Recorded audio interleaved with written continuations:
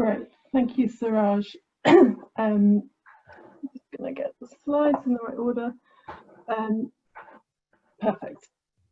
Okay, so the term climate resilience is clearly central to the programme, but resilience, like other words in climate change research and practice, so like vulnerability, adaptation, mitigation, it can be confusing for some, and for some it's considered quite an overused term that has become meaningless. And the scan of the literature on this suggests that there's a gulf between the academic framings, of which there are many, and how you actually put it into practice and measure progress.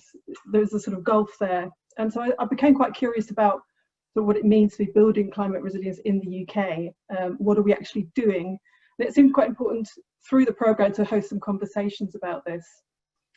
So using some funding from the University of Leeds, I undertook a small scoping study. This was originally focused on a 2-day face-to-face workshop, but because of COVID, became a set of interviews and a half-day online workshop with a fairly equal range of sort of policy, academic and practice people, so from agencies, sector umbrella bodies, NGOs. And in this presentation, I'm really just reporting some of the key threads that have emerged through this scoping study.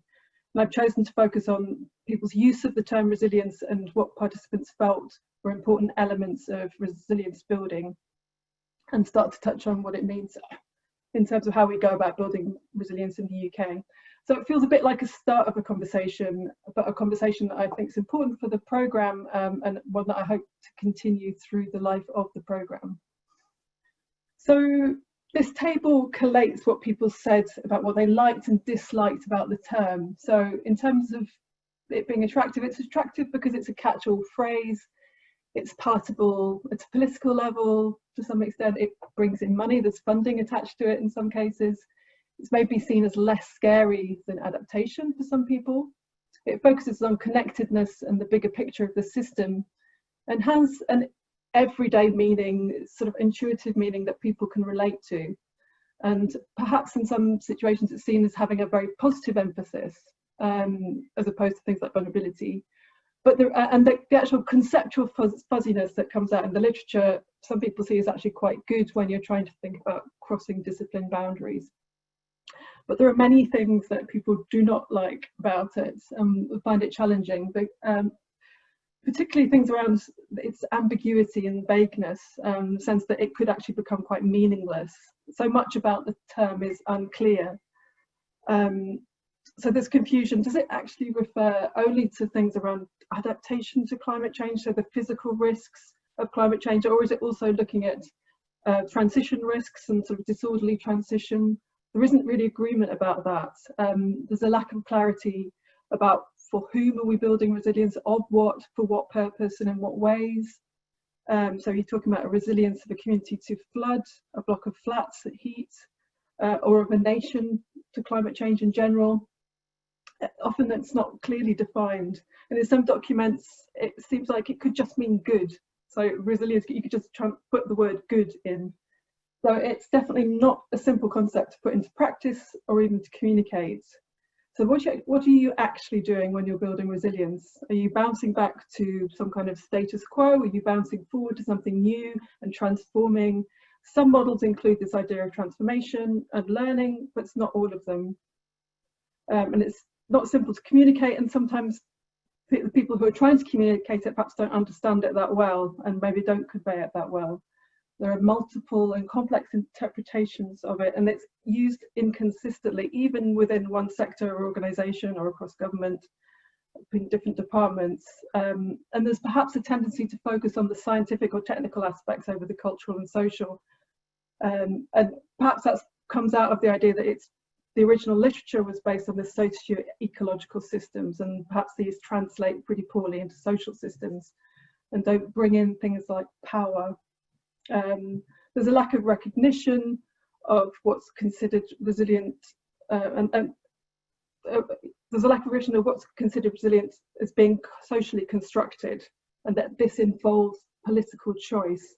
So no government's going to be criticised for championing something like resilience, but some people feel it allows people to talk passionately without having to actually do anything, and that everything can be put into this resilience box.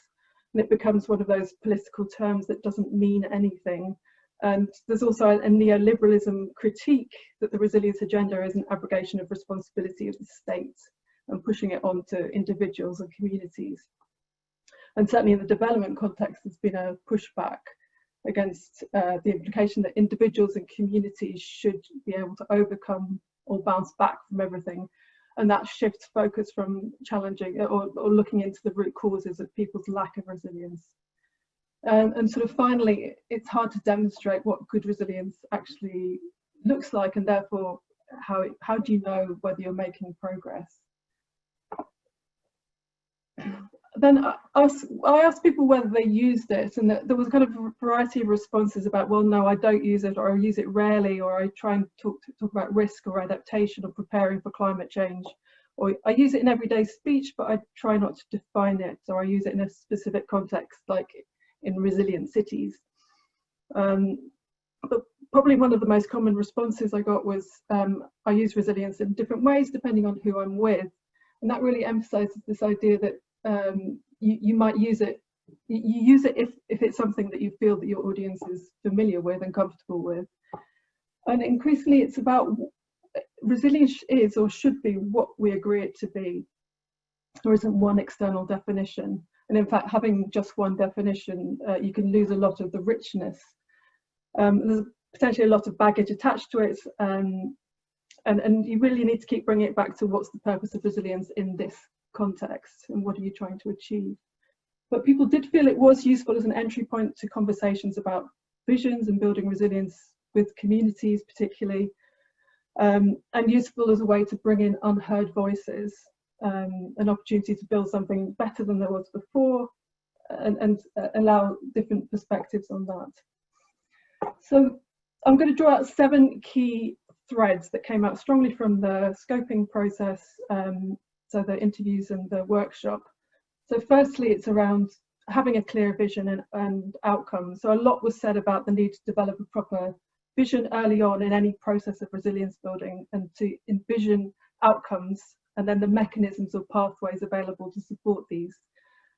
So some of the vagueness in the use of the term was put down to a lack of clarity about what was being made resilient, and you need more information about resilience in response to what drivers, in what ways, for whom, and who might be excluded from these processes.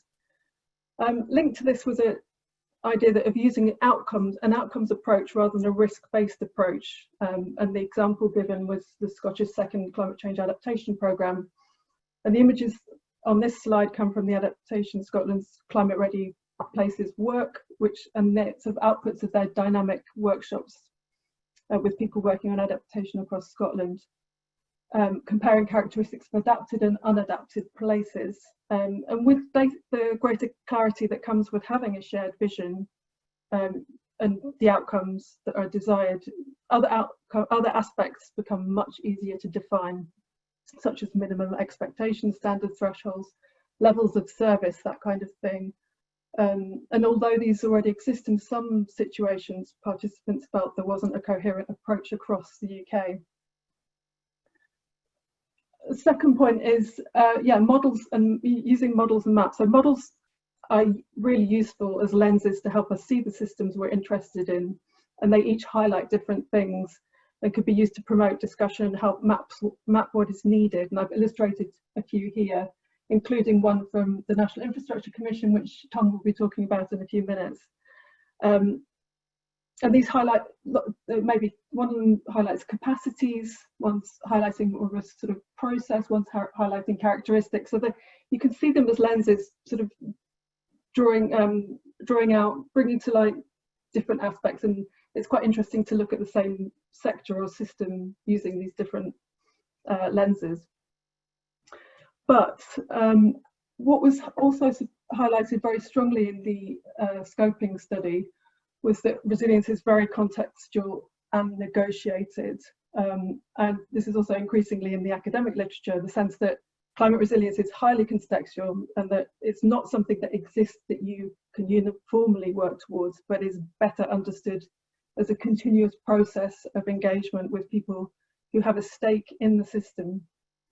So building resilience is perhaps more about processes of negotiation and not something that needs a universal definition.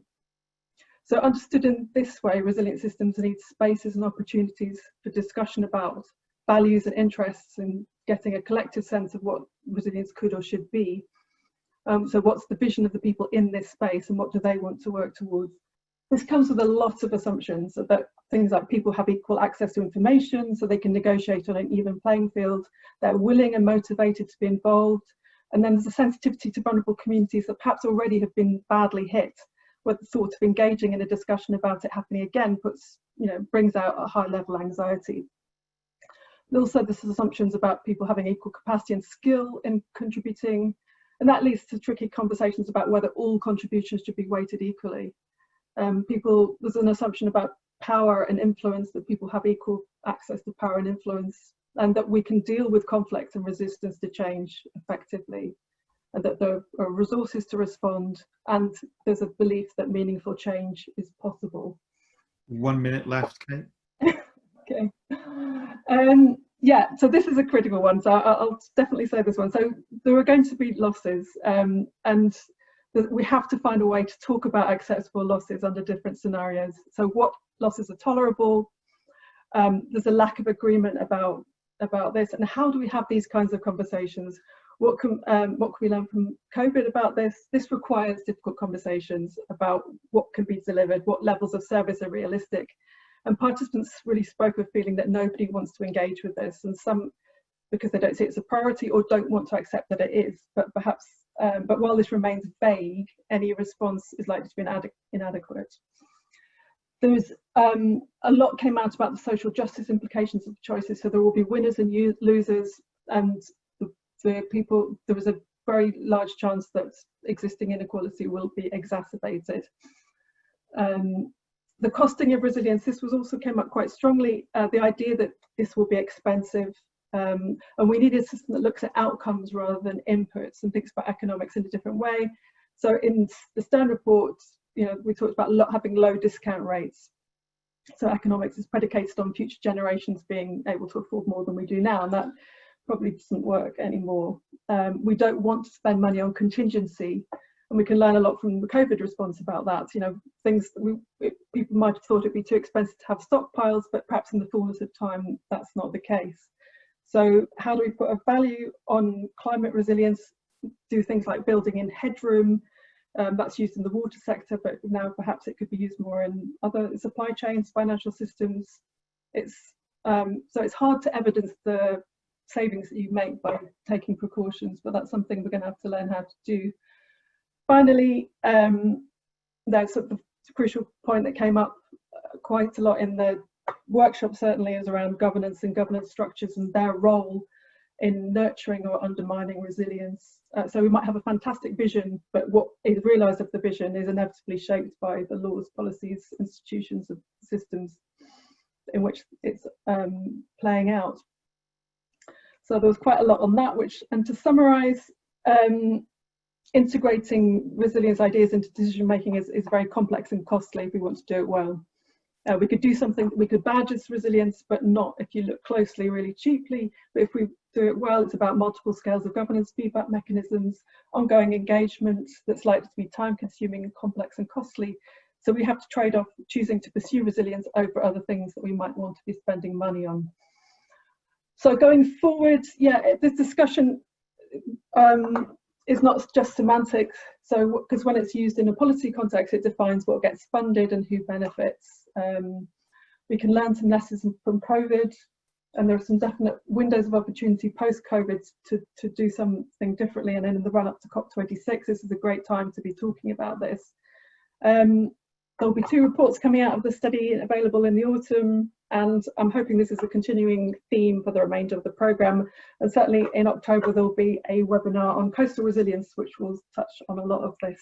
Okay, thank you. Over to Tom.